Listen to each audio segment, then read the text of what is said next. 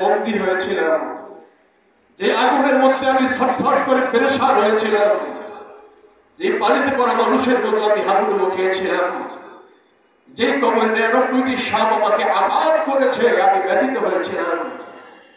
4-5 দিন পরে আমাকে আবার আমার সেই শাস্তির দিকে নিয়ে যাওয়া হবে। এই কথাটা মনে উঠলে কবরবাসীরা বিচলিত বিহ্বল হয়ে পড়ে আর আল্লাহর কাছে আবেগ করে বলতে থাকে, আল্লাহ রমজান যেন তুমি আরো দীর্ঘ করে দাও। সুবহানাল্লাহ বলেন না? রমজান কি করে দাও? আরো দীর্ঘ করে দাও, রমজান আরো লম্বা করে দাও, যাতে করে আমাদের কবরের আযাব কি হয়ে যায়? মাফ হয়ে যায়। জোরে বলুন না সুবহানাল্লাহ।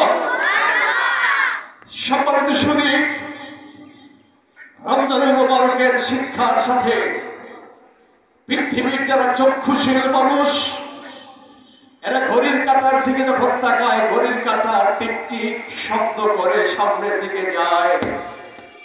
টাইম কখন শেষ হবে, জুমার টাইম কখন শেষ হয়ে যাবে, কখন নামাজ শুরু হবে, কখন আমি আমার কাজ করব, এই হিসাব হয়।